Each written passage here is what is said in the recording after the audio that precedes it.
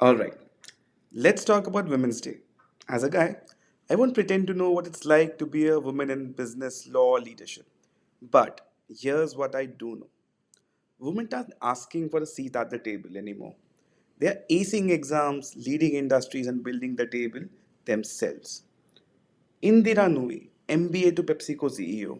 Falguni Nair, cracked IIM, built Nykaa. Justice Indu Malhotra, first woman directly elevated to Supreme Court.